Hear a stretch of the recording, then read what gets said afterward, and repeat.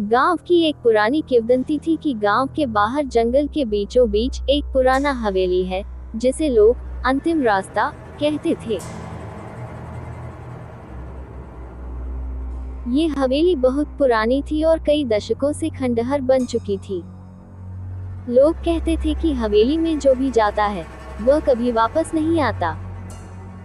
गांव के बुजुर्ग बताते थे कि वह हवेली एक प्राचीन राजा की थी, जिसने अपने समय में कई निर्दोष लोगों की हत्या की थी। मरते वक्त उस राजा ने श्राप दिया था कि वह हवेली तब तक शापित रहेगी जब तक कोई उसकी आत्मा को शांति नहीं देगा। हवेली की ओर जाना मानो मौत को न्योता देना था, लेकिन अजय को इन बातों पर यकीन नहीं था।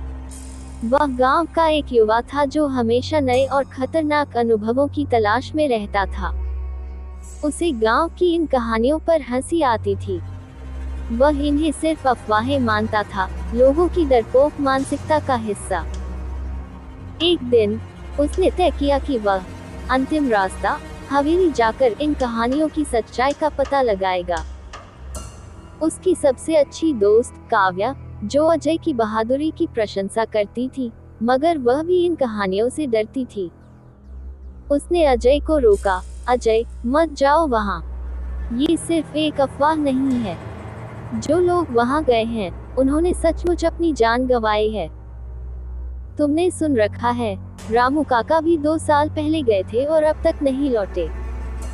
किसी ने उन्हें फिर कभी नहीं देखा। अजय ने हंसते हुए कहा, तुम भी बच्चों जैसी बातें करती हो काव्या।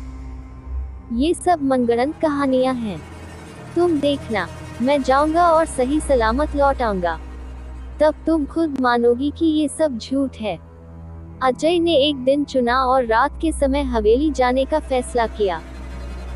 उसका मानना था कि अगर रात में वहां जाकर वह कुछ देखेगा तो सच्चाई का पता चल जाएगा।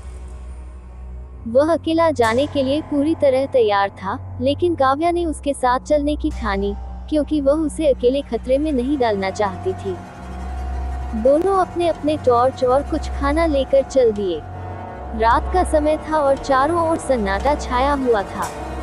जंगल के घने पेड़ों के बीच से गुजरते हुए उन्हें रास्ता मुश्किल से दिखाई दे रहा था। हवेली करीब आने पर हवा में अचानक ठंडक महसूस होने लगी। चारों तरफ अजीब सी खामोशी थी, मानो पेड़ भी अब सांस लेना भूल गए हों। हवेली का धुंधला आकार दिखाई देने लगा था। टूटी फूटी दीवारें, धूल और समय की मार झेलते खिड़की दरवाजे। अजय ने काव्या की तरफ मुस्कुराकर देखा और कहा, देखो कुछ खास नहीं है, बस एक पुराना खंडहर है। लेकिन काव्या को कुछ ठीक नहीं लग रहा था। उसका दिल तेजी से धड़क रहा था, मानो किसी अनहोनी का संकेत दे रहा हो। अजय, हमें वापस चलना चाहिए, उसने डर से कहा, लेकिन अजय ने उसकी बात को अनसुना कर दिया और हवेली के अंदर जाने के लिए दरवाजा खोल दिया।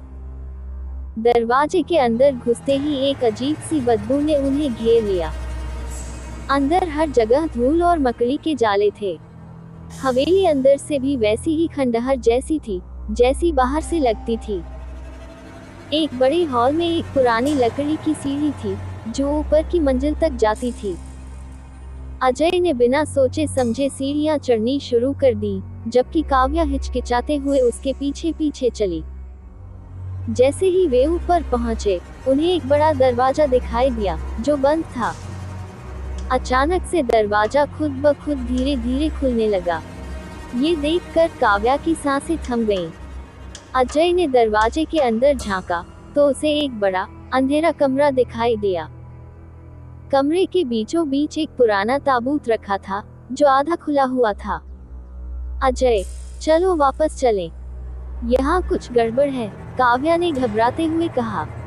लेकिन अजय अब तक अपनी जिज्ञासा पर काबू नहीं कर पा रहा था। वह ताबूत के करीब गया और उसे पूरी तरह खोलने की कोशिश करने लगा। जैसे ही अजय ने ताबूत का ढक्कन पूरी तरह खोला, हवेली के चारों ओर से एक भयानक चीख सुनाई दी, मानो किसी ने मौत का दर्दनाक आह्वान किया हो। कमरे में अचानक तेज हवा चलने लगी और ठंड इतनी बढ़ गई कि उनके शरीर सुन्न होने लगे। काव्या ने पीछे मुड़कर देखा, तो दरवाजा जो खुला था अब अचानक खुद ब खुद बंद हो गया था। कमरे के कोने से अचानक एक छाया उभरी। वह छाया धीरे धीरे आकार लेने लगी और एक व्यक्ति का रूप ले लिया। वह व्यक्ति कोई और नहीं बल्कि वह पुराना राजा था, जिसके बारे में गांव के लोग कहते थे कि उसने हवेली को शाप दिया था। उसकी आंखों में आग थी और उसका चेहरा विकृत हो चुका था, मानो उसकी आत्मा सदियों से तड़प रही हो। अजय और काव्या अब पूरी तरह समझ चुके थे कि वे बहुत बड़ी गलती कर चुके हैं। राजा की आत्मा ने धीरे धीरे अजय की तरफ बढ़ना शुरू किया। अजय ने भागने की कोशिश की, लेकिन उसके पैर जैसे जमीन से चिपक गए थे। वह पूरी तरह से जड़ हो गया था। उसकी आवाज भी बंद हो चुकी थी। काव्या ने हिम्मत जुटाकर अजय का हाथ पकड़ा और उसे खींचने की कोशिश की, लेकिन तब तक राजा की आत्मा ने अजय को जकड़ लिया था। उसकी काली छाया अजय के चारों ओर घिरने लगी। अजय की चीखें हवेली के गूंजते कमरों में खो गईं। काव्या ने अपनी सारी हिम्मत जुटाकर उस बंद दरवाजे की ओर दौड़ लगाई। दरवाजा भारी था, लेकिन उसने पूरी ताकत से उसे खोलने की कोशिश की। आखिरकार वह दरवाजा खोलने में सफल रही और बाहर की तरफ भागी।